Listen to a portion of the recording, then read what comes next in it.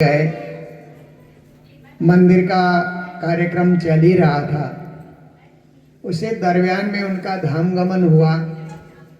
इसलिए परिवार के सभी पुत्रों ने सोचा कि एक सत्संग बाबूजी के नाम, एक शाम बाबूजी के नाम की तरह प्रतिवर्ष यह कार्यक्रम होता है और हमें भी यहाँ आने का मौका मिल जाता है। तो ये देखिए, इस संसार में मनुष्य सुखी और दुखी कैसे होते हैं, इस संबंध में एक उदाहरण दिया जाता है कि एक बार एक गुरुजी अपने शिष्य के घर में गए। सुबह सुबह पहुंचे तो शिष्य घर में नहीं था, तो उनकी पत्नी को पूछा कि कहाँ गया है। तो पत्नी ने कहा कि वो कुत्ते को घुमाने के लिए गए हैं। तो महाराज जी बैठे रहे। आधा घंटा हुआ, पौना घंटा हुआ, तो कुत्ते को घुमा करके वो आया और महाराज जी को प्रणाम किया, क्योंकि कुत्ते पालते हैं तो घुमाना तो पड़ता ही है। दुनिया में दो कल्चर होते हैं ना, एक डॉग कल्चर होता है, सुबह कुत्ते को लेकर के घुमाने लेकर के जाओ। एक गॉड कल्चर होता है कि सुबह बैठ करके परमात्मा की प्रार्थना करो, पूजा करो, ध्यान करो। दोनों कल्चर एक साथ नहीं चलता है, क्योंकि घर में डॉग रखा है तो जहां मर्जी बैठ जाता है। वो सोफा में भी बैठेगा, बिस्तर में भी बैठेगा, कहीं भी, क्योंकि घरेलू डॉग होता है ना, उसको मना नहीं किया जा सकता है, वो घर का ही एक सदस्य जैसा हो जाता है। तो जो गॉड कल्चर पालन करते हैं वो डॉग नहीं रखते हैं, क्योंकि देखते हैं कि हमारे पास तो गॉड बैठे हुए हैं, परमात्मा बैठे हुए हैं, साफ सफाई चाहिए, शुद्धता चाहिए, उनका जो है भोग व्यंजन बनता है, इसीलिए हम क्या है गॉड कल्चर ही पालन करेंगे। और कुछ लोगों का शौक होता है तो डॉग कल्चर में चले जाते हैं। तो वैसे ही वो आदमी भी कुत्ते को घुमा करके आया और बैठा। गुरु महाराज ने पूछा, कहाँ गए थे भाई?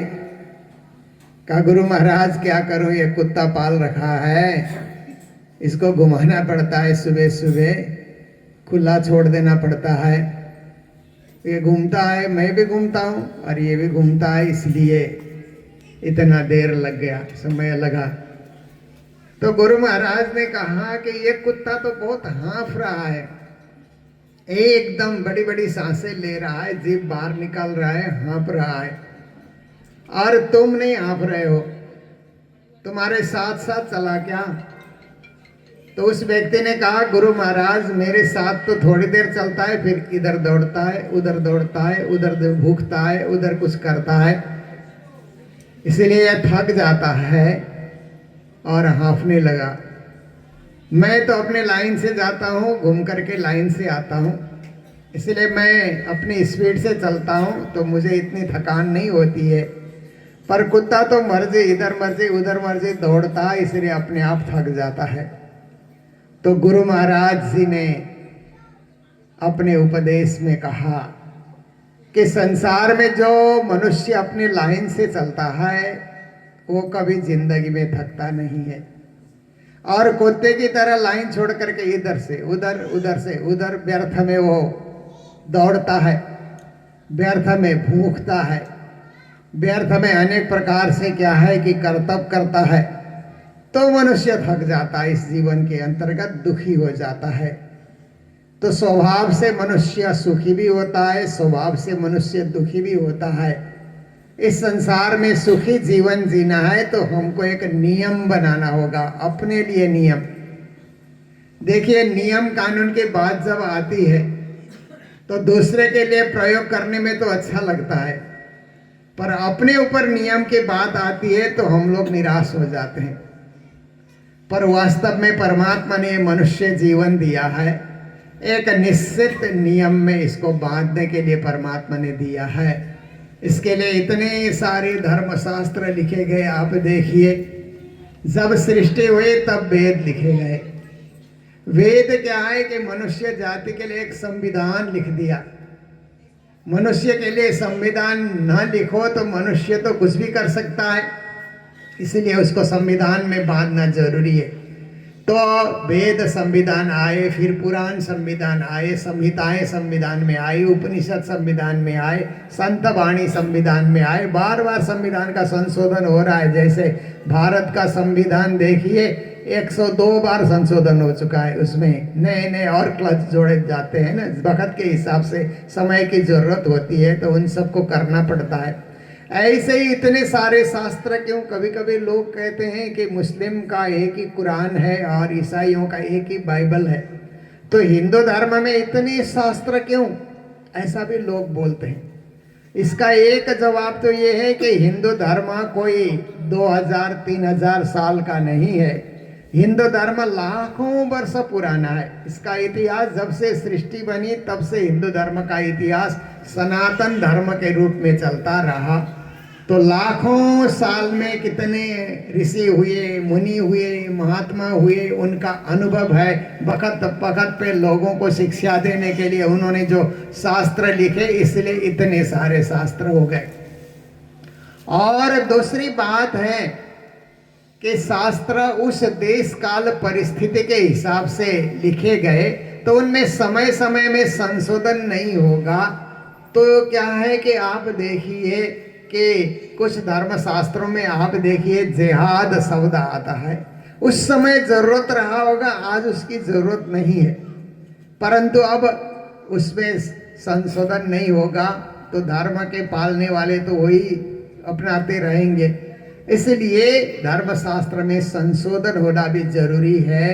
तो हिंदू धर्म इतना लचीला भी है और इतना आकर्षक भी है और इतना गौरवपूर्ण भी है कि हमारे सारे शास्त्र आत्म उत्थान की बातें करते हैं, परमात्मा प्राप्ति की बातें करते हैं, मानव जीवन को कैसे सजाना, कैसे सुंदर बनाना, ये शास्त्र बताते हैं। पर कुछ लोग हैं कि शास्त्र पढ़ते ही नहीं, गीता भी नहीं पढ़ते, भागवत भी नहीं पढ़ते, रामायण भी नहीं पढ़ते, गुरुजनों की संतों की वाणी नहीं पढ़ते। जैसे हम लोग महामती प्राणनाथ जी की वाणी पढ़ते हैं, तो ऐसे क्या है कि शास्त्र है परंतु एक वर्ग ऐसा होता कि कुछ नहीं पढ़ता है। तो शास्त्र पढ़ने वाले और शास्त्र न पढ़ने वाले में कितना अंतर होता है कि आप देखिए कि कोई भी कंपनी है, जैसे आजकल तो सब स्मार्ट टीवी आ रहे हैं ना, स्मार्ट टीवी आ रहे हैं, तो स्मार्ट टीवी को कैसे चलाना यूट्यूब से जोड़ करके उसके लिए एक बुकलेट भी साथ में दिया जाता है ना, गाइड बुक दिया जाता है ना, ब्रोशर बोलते हैं। वो ब्रोशर देख करके आप उसके हिसाब से आप टीवी फिट करोगे तो यूट्यूब से जुड़ करके देश दुनिया की सारी चीजें आप देख सकते हैं। और कोई भी मशीन, ये तो एक उदाहरण हमने दिया, वॉशिंग मशीन देखी है या और कोई फ्रिज देखी है, हर एक के साथ एक बुकलेट साथ में आती है, उसके हिसाब से आप जोड़ेंगे तो वर्षों तक वो मशीन काम करती है। पर आपने उसको तो देखा नहीं, फेंक दिया और अपने मर्जी से जोड़ रहे हैं, अपने मर्जी से चला रहे हैं, तो ढंग से चलेगा भी नहीं और बहुत कामयाब होगा भी नहीं, क्योंकि हम अपनी बुद्धि से जो कार्य करते हैं वो कार्य सफल होगा भी नहीं भी होगा, कोई गारंटी नहीं है। पर कंपनी ने जो बुद्धि दी है उसके हिसाब से हम लोग चलेंगे तो उसी चीज को वर्षों तक हम इस्तेमाल कर सकते हैं। ऐसे इस शरीर को भी कालांतर तक 100 साल तक इस शरीर को इस्तेमाल करने के लिए हमें शास्त्र पढ़ने की जरूरत है। और बहुत सारे शास्त्र हम नहीं पढ़ सके तो श्री कृष्ण ने क्या किया कि सारे शास्त्रों का निचोड़ श्रीमद् भगवत गीता कहा जाता है ना। गीता में इतना उच्च कोटि का ज्ञान है कि विश्व के बड़े बड़े दार्शनिक, बड़े बड़े फिलोसोफर भी कहते हैं कि इसके समान दर्शन शास्त्र में आज तक कोई किताब नहीं लिखा गया जो श्री कृष्ण ने गीता में व्यक्त किया है। उसमें जीवन का एक दर्शन श्री कृष्ण ने उपस्थित किया है। तो हम महाभारत नहीं पढ़ सके, भागवत नहीं पढ़ सके, रामायण नहीं पढ़ सके, वेद नहीं पढ़ सके, तो मात्र गीता भी हम लोग पढ़ेंगे तो जीवन का अर्थ क्या है, जीवन का मूल्य क्या है, जीवन को किस दिशा में लेकर के जाना है और कैसे मनुष्य जीवन को हम सुखी बना सकते हैं, संपन्न बना सकते हैं, जीवन जीने का आनंद हम कैसे प्राप्त ये हमें गीता के माध्यम से बहुत बड़ा ज्ञान मिल सकता है। तो यही है कि हम लोग जो धर्म का प्रचार करते हैं, इसलिए हम लोग धर्म का प्रचार करते हैं, क्योंकि आप देखिए कि आज एक तरफ तो कलयुग चल रहा है, इस युग को कलयुग कहा जाता है। एक तरफ कई लोग चिंतित हैं कि कलयुग लगा है इसलिए सब मंदिर जाना छोड़ दिया, भक्ति करना छोड़ दिया, सत्संग करना छोड़ दिया, ऐसा एक तरफ लोग बोल रहे हैं। पर इस बार कमाल का काम हो गया। आप लोगों ने टीवी में भी देखा होगा कि वृंदावन में 1 तारीख को 30 लाख भक्त पहुंचे।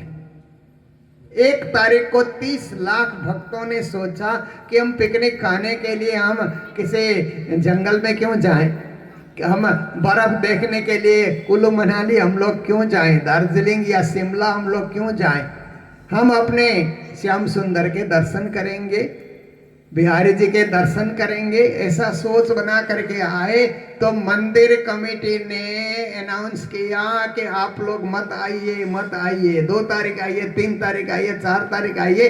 1 तारीख इतनी भीड़ हो गई है कि पांव रखने के लिए जगह नहीं है।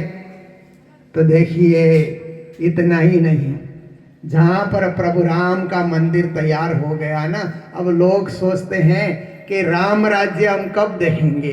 2 साल से तो देख ही रहे हैं ना हम लोग। प्रभु राम की स्थापना हो गई तो राम राज्य प्रारंभ हो गया ना। अयोध्या में भी इतनी भीड़ चली गई और काशी में भी इतनी भीड़। भारत में 6 लाख मंदिर हैं, उन सारे मंदिरों में भीड़ लगी रही, भीड़ लगी रही। क्या है कि ये श्रद्धा बढ़ती जा रही है।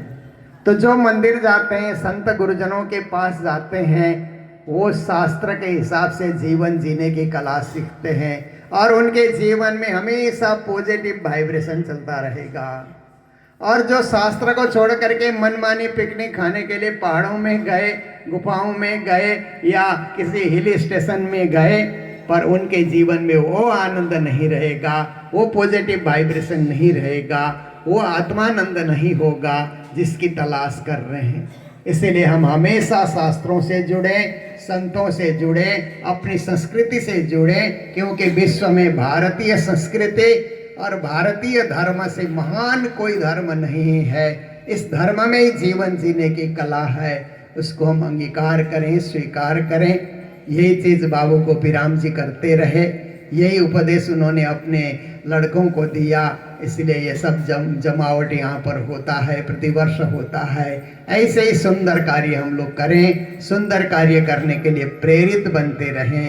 इन्हीं शब्दों के साथ मैं मेरे प्रवचन को विराम दे रहा हूँ। अब पूज्य महाराज जी आप सबको अपने दिव्य वाणी के द्वारा आशीर्वाद प्रदान करेंगे। बोलो कृष्ण कन्हैया लाल के, सतगुरु महाराज की, भक्त और भगवान की। जब तुम आई जगत में, जगत ऐसा तुम रोई, ऐसी करनी कर चलो कि तुम हंसो जग रोई। आया है सो जाएगा, राजा रंग फकीर, कोई सिंहासन चढ़ते कोई बादे। जिन पुण्य आत्मा का ये 23वां जो है पुण्य तिथि है, वह वास्तव में गृहस्थी में रहते संत थे। कैसे संत थे? उसमें काकड़वासी मंदिर बनने वाला था। प्रातः काल में हमेशा मॉर्निंग वॉक करते थे सामने पार्क में, पारण करते, परंतु सबको कहते चलो मंदिर दिखा कर जाता, चलो मंदिर नहीं। जो भी आया लगन क्या थी, मंदिर दिखाए।